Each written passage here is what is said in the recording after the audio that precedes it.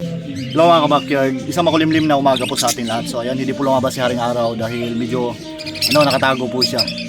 So ngayon, customer update tayo. Dahil mayroon tayong dideliveran ng Parakits Badges. So suki ko po siya na pit shop.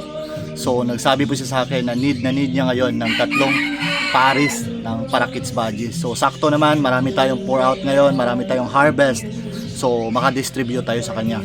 At saka mayroon din akong isang customer na taga Balingwan City na gusto mag-avail ng isang Sky Blue Parakits Badges at saka isang Yellow Double Crested Hago Breed, and then isang double cage na paglagyan niya sa kanyang alaga. So tingnan natin mga ka-backyard kung ano ang mga order nila para makita din ninyo.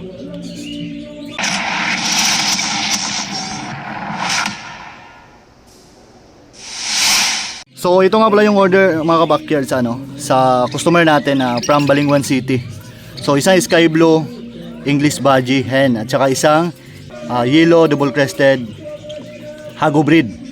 So ayan, ganyan po kaganda ang kanyang order. At saka ang laki po ng hen na na-order ni ma'am. So Banto Balingwan City po ito. At saka nagsama na din siya ng isang cage na paglagyan niya. So actually ang cage na ito mga ka-backyard is double cage po. So bagay na bagay sa kanyang alaga na paglagyan. And then ito din yung i-deliver natin sa ating suki na pet shop. So tumawag po siya sa akin ngayon na gusto niyang magpa-deliver ng 3 pares ng Parakits Badges. So ayan, ito po ang i-distribute natin sa kanya para ma-display niya sa kanyang pet shop. So total of 6 pieces po ito. So ganito kadali mga ka-backyard pag once nagalaga tayo ng ibon. Pag madami na yung mga stocks natin, so pwede tayong maka-income sa kanila. Ang gawin nyo lang, huwag nyo isipin pag once nag-start kayo sa pag-alaga ng ibon na maka-income agad kayo. So ang masasabi ko sa inyo, i-enjoy nyo lang ang pag-alaga nyo sa kanila. Mahalin nyo sila katulad ng pagmamahal nyo sa inyong sarili. Dahil darating din ang araw, pag once minahal nyo sila ng maayos, inalagaan nyo sila ng maayos, babalik din yung mga ginagawa nyo sa kanila. So pwede kayo makabenta pag once marami na sila. So ganito yung ginawa ko una. Nung nag-start pa ako sa pag-alaga ng ibon mga ka-backyard, hindi ko inisip na makabenta agad ako. Ang inisip ko is mag-enjoy ako sa aking mga alaga. And then dumating yung araw na medyo dumami na sila. Marami na din yung nag-PM sa akin kung hindi ba ako mag-out ng mga alaga ko. So pinag-isipan ko muna ng maraming bisis kung need na ba talaga na i-out ko yung iba.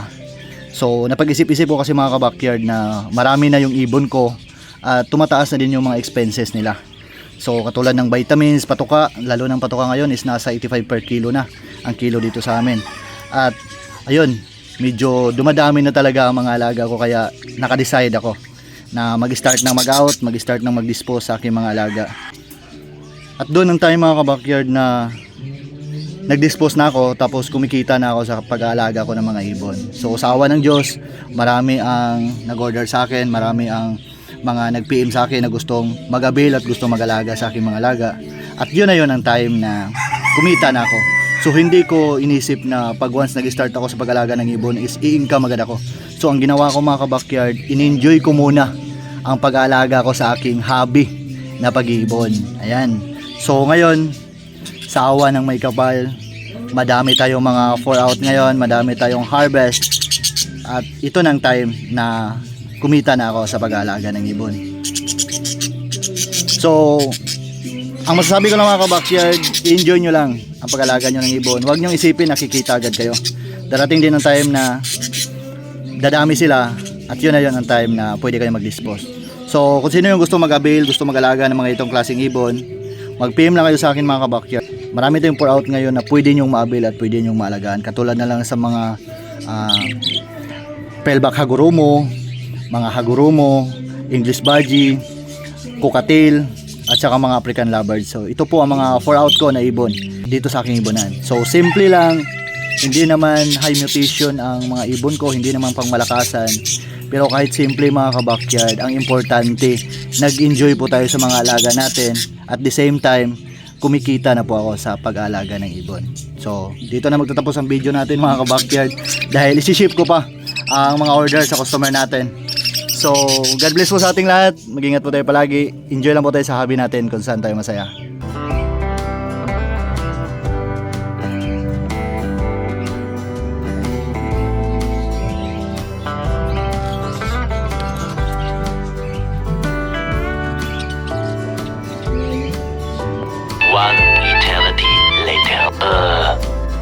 Finally mga ka-backyard, nalagay ko na sa sasakyan ang double cage at saka ang order ni ma'am. So ayan, dito ko po inilagay sa gilid ng driver para secure na secure. So band to Balinghogan City po ito. At saka nandito na din tayo ngayon sa pit shop sa Ayala Mall. So ayan, inilabas ko muna ang ibon natin para makarelax sila. So dito po ako sa receiving area dahil kukunin po ito sa tao po ng may-ari ng pit shop na nag-order sa atin. So ayan po yung tatlong pair ng Palak Kids Badges. So napaka-healthy po nila.